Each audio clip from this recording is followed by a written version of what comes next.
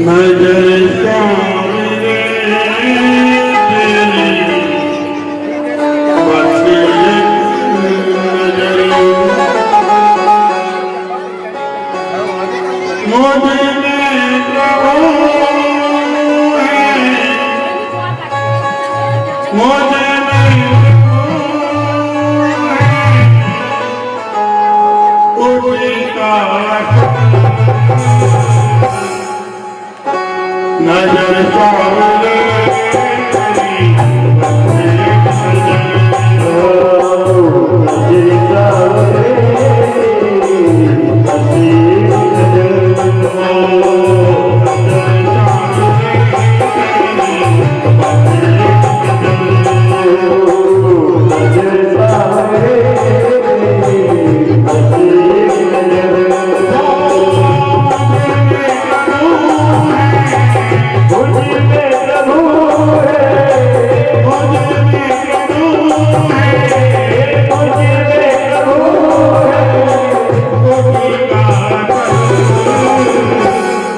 नजर सामने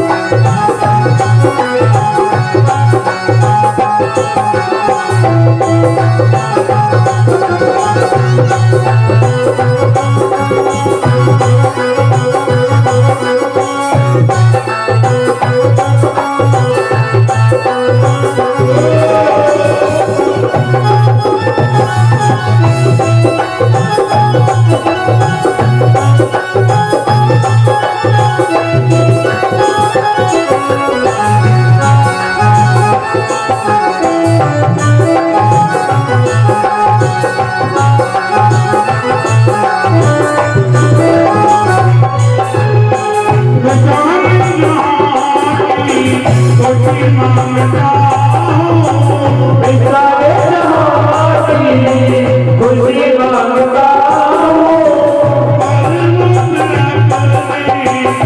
नहीं जानता हूँ कर्मों के अपने नहीं जानता हूँ मैं जहाँ की खुशी मांगता हूँ सारे जहां की खुशी मांगता हूँ पर मुझे नहीं जानता हूँ कर्मों के अपने नहीं जानता हूँ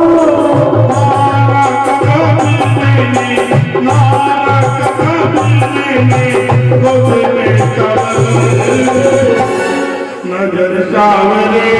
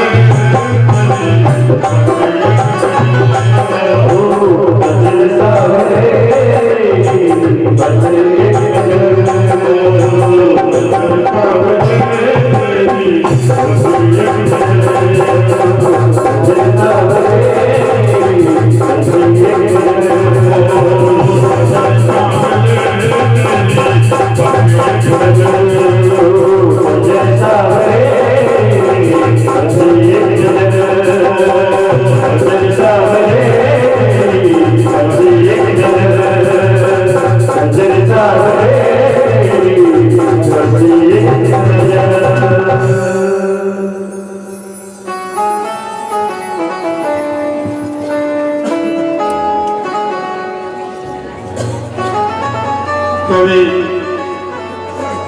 पधारे हुए भक्तगण, नगरवासी, ग्रामवासी, माताएं, बहनें, सभी का यहाँ तीर्थ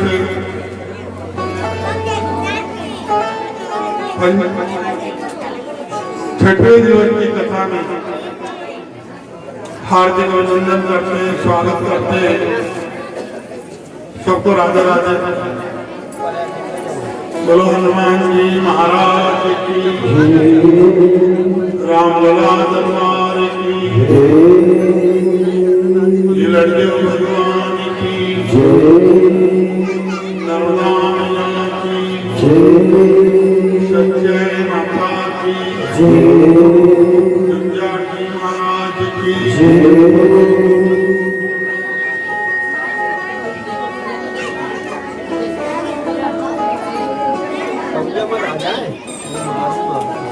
आत्मानं गुरूणां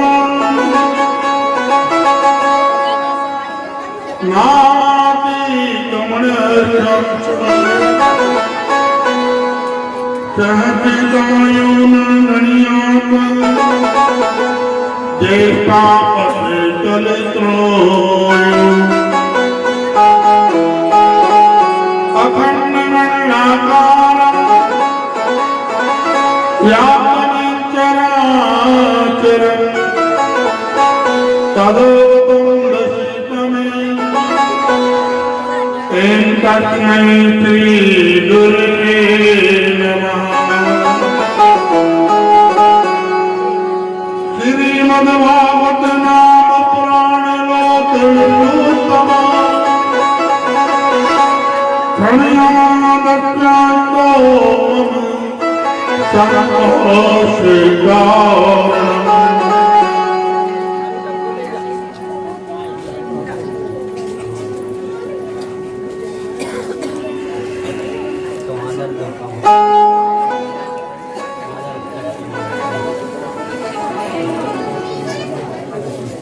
ज्ञान बिना हो भक्ति बिना नहीं ज्ञान, भक्ति बिना ज्ञान दो लावत पुरे अभिमान। बिनु हरि कृपा न जातिया माया की बलवान। ज्ञान निबंध कछु कर उन्हीं की मी करे कल्याण। संत संग सत्संग करो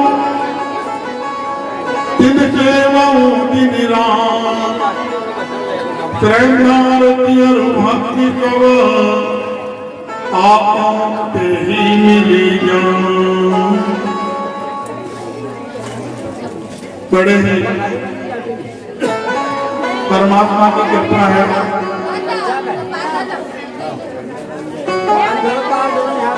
संसार में ऐसे बहुत से लोग भी हैं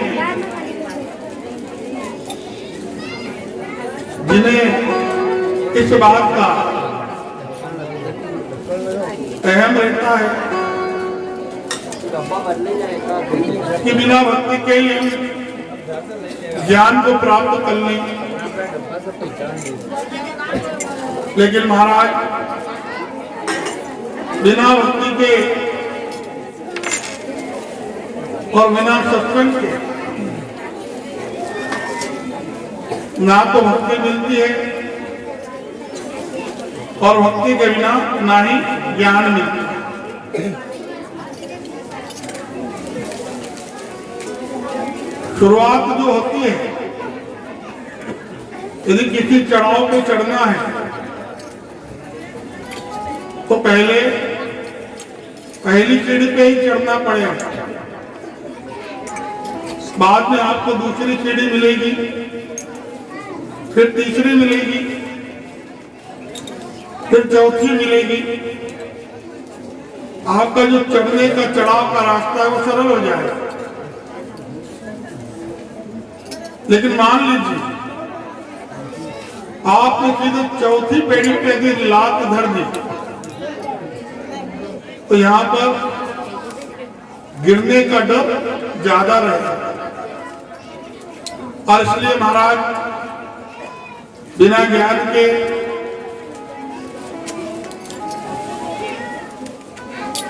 ना वैराग्य मिल सकता है और ना वैराग्य के बिना मुक्ति मिल सकती है। लेकिन सबसे पहले हमें भक्ति का ही मार्ग अपनाना चाहिए और भक्ति के मार्ग में ही भगवान तक पहुंचने का यह रास्ता आपका सरल हो जाएगा। लेकिन महाराज भक्ति के लिए भी सत्संग और कथा जब भगवान हरि की कृपा से प्राप्त होता है तो ही भक्ति में भी प्रवेश होता है। हमारे पहले दिन की कथा में आप लोगों ने प्रहलाद जी की नवदा भक्ति, राम जी की नवदा भक्ति जो प्रहलाद जी ने भागवत में दी है और राम जी ने स्वयं माता सबरी को बताई है। और भागवत का भी जो ज्ञान है वो भक्ति, ज्ञान, विराग और मुक्ति की कथा। और ये मुक्ति, ज्ञान, विराग और मुक्ति कहां से प्राप्त हुई? भगवान की उन लीलाओं से। यदि गोपियों की कथा यदि हम लोग श्रवण करते हैं, जैसे कि कल जितना प्रेम गोपियों ने भगवान से किया है, गोपियों का अर्थ ये नहीं होता कि सिर्फ नारी जाति। गोपी का जो अर्थ है वो सिर्फ नारी जाति से नहीं है। गोपी एक प्रेम भगवान के द्वारा जहां भक्ति प्राप्त हो जाए वो भी स्वयं एक गोपी बन सकती है। गोपी के लिए ये नहीं होना चाहिए कि स्वयं वो स्त्री हो या नारी हो या भगवान से प्रेम करने का सिर्फ सौभाग्य नारी जाति को या स्त्री जाति को ही रहा है। भगवान से प्रेम करने का जो सौभाग्य है वो संसार में सबको मिला हुआ है। हमारा मां के गर्भ से लेकर संसार में बालक आता है और संसार में आने के बाद भी वो कहीं न कहीं किसी प्रकार से सत्संग की रुचि रखता है। कथाओं में जाते हैं, मंदिरों में संतों के साथ या संतों के सामने विराजमान होते हैं। जहाँ हरि कीर्तन होता है वहां पर भक्ति का मार्ग हमें मिल ही जाता है। लेकिन महाराज कुछ लोगों को ऐसा लगता है कि सीधे यदि ज्ञान की प्राप्ति हो जाए तो ऐसा संभव नहीं है। और इसका एक उदाहरण है, एक समय की बात है, राजा अकबर जी महाराज ने अपने मंत्री बीरबल जी महाराज से कहा कि हमें एक दिन में ज्ञान की प्राप्ति करा दो, और यदि आपने एक दिन में ज्ञान की प्राप्ति नहीं कराई तो कल आपको सजाएं फांसी की दी जाएगी। महाराज कोई ब्रह्म ज्ञान देने वाला कोई तो ऐसा हो जो महाराज हमें एक दिन में ज्ञान की प्राप्ति करा दो। अब बीरबल जी के महाराज कोई आदेश मिला, लेकिन इतने बड़े बादशाह अकबर जी से कौन कहे कि महाराज ज्ञान की प्राप्ति के लिए अनेक प्रकार की भक्ति करना पड़ती है, और जब अनेक प्रकार की भक्ति होती है तभी ज्ञान का मार्ग मिलता है। और उस ज्ञान के मार्ग में चलने के लिए बड़ी कठोर भक्ति की भी कभी कभी आवश्यकता होती है। लेकिन महाराज फिर भी बीरबल जी महाराज चले कि एक दिन में देखे कल 12 बजे तक का समय दिया है राजा ने कि कल 12 बजे तक के समय के अंदर हमें ज्ञान की प्राप्ति हो जाना चाहिए। बड़े बड़े साधु संत महात्मा हरि कीर्तन करने वाले सबके पास बीरबल जी पहुंचे कि हमारे राजा को एक दिन में कोई ज्ञान की प्राप्ति करा दे। लेकिन महाराज एक दिन में ज्ञान की प्राप्ति कैसे हो सकती है? सभी संत महात्माओं ने बीरबल जी को नमस्कार कर लिया। अब बीरबल जी ने मन में विचार किया कि कल तो फांसी का फंदा अपने लिए तैयारी है, इसलिए अब हारे थके शाम को अपने घर आ रहे थे।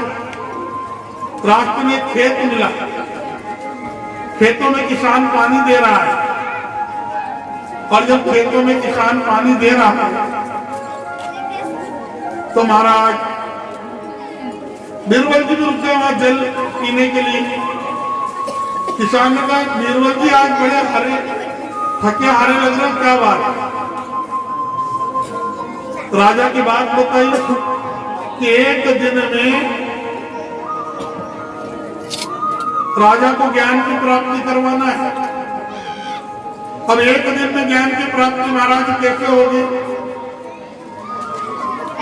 तो किसान ने कहा ये तो बहुत सरल बात है। जब आपके राजा ने कहा कि एक दिन में ज्ञान की प्राप्ति करा दो, तो हम आपके राजा को एक दिन में ज्ञान की प्राप्ति महाराज करा देंगे। बोले तो कैसे करा दोगे महाराज? तो किसान ने कहा कि ये मेरे ऊपर छोड़ दो, कल ठीक 12 बजे हम सभा में आएंगे और आपके राजा अकबर जी महाराज को एक दिन में ज्ञान की प्राप्ति करा दी जाएगी। बोले ये तो बहुत अच्छी बात है महाराज। बीरबल जी भी बहुत परेशान थे, अपने घर पहुंचे, सुबह दरबार में पहुंचे कि महाराज ये किसान आने वाले हैं और वो आपको एक दिन में ज्ञान की प्राप्ति करा देंगे। 12 बजे का समय हुआ, पूरी सभा बैठी है, और एक किसान आया। किसान का स्वागत किया गया कि राजा को ब्रह्म ज्ञान की प्राप्ति कराने के लिए किसान आया है। संत महात्माओं ने मना कर दिया कि हम एक दिन में ज्ञान की प्राप्ति नहीं करा सकते, इसलिए किसान का ज्यादा स्वागत हुआ कि संत महात्माओं से भी ज्यादा ज्ञानी किसान है।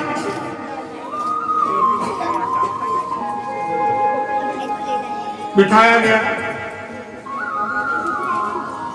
बीरबल जी ने अपने राजा अकबर जी महाराज से किसान की भेंट करवाई, सम्मान हुआ। किसान ने कहा एक भगोना दूध बुला के दो। अब एक भगोना दूध ला दिया गया। उन्होंने कहा दूध को मथने के लिए मुझे रही की जरूरत है, तो एक रही बुलवा दी गई। अब किसान रही से अपने मंथन करने लगा महाराज, और मंथन करते करते आधा घंटा हो गया, 1 घंटा हो गया, 2 घंटा हो गया। राजा ने कहा अरे किसान जी, हमें ज्ञान की प्राप्ति कराने आए हो कि दूध को मथने आए हो? और ये तुम दूध मथते कर क्या रहे हो? बोले महाराज घी निकाल रहा हूं।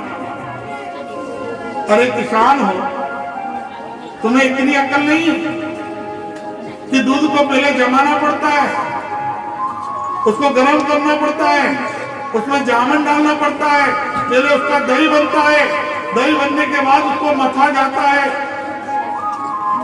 उसमें से घी निकलता है। इतने बड़े किसान हो, मुझे ज्ञान की प्राप्ति कराने आए हो, और खुद को ये नहीं मालूम कि घी किससे निकाला जाता है। तो किसान ने कहा मैं भी यही आपको बताना चाहता हूं कि पहले सत्संग कीर्तन में आपको जाके संतों के साथ बैठना पड़ेगा, जहां परमात्मा के सत्य की, वेद पुराण की बातें होती हो। जब आपका भक्ति में प्रवेश होगा, और जब आप भक्ति के अनेक सत्संग से, कीर्तन से, श्रवण से, आचरण से, सदाचार से, धर्म से, जागरण से, भगवान के चरणों की सेवा से, अनेक प्रकार की भक्ति में जब आप प्रवेश करोगे, उसके बाद ही महाराज आपको ज्ञान की प्राप्ति होगी। अब आप कहें कि मैं सीधे ही पेट भरूं, तो कल से आप कच्चा आटा खा लिया कर, रोटी आपके पेट में बन जाए। भोजन करने के लिए भी पहले भोजन को पकाना पड़ता है, मेहनत करना पड़ती है। आटे को गूंद के 2-4 घंटे उसको गीला करके रखना पड़ता है, तब जाके उसका भोजन तैयार होता है। अग्नि जलाना पड़ती है, अनेक कर्म करने के बाद ही आपके भोजन तैयार होने के बाद आपका पेट भराता है। उसी प्रकार से यदि हम मन में ये विचार कर लें कि एक दिन कथा में बैठने से ज्ञान मिल जाएगा, ऐसा नहीं होगा। लगा कि थोड़ी ठंड हो रही है, चलो 10 बजे वापस घर, आधा ले गए, आधा यहीं छोड़ गए। अरे 2 दिन थोड़ी ठंडी भी खाओ। अब हम तो यहाँ, तुम तो वो स्वेटर, श्वाल, कम्बल, रजाई सब लेके आ जाओ। यहाँ तो तुम्हारा मामन एक दुपट्टा पे बैठे है, उसका बारे में विचार नहीं करो कि पंडित जी कैसा बैठे है।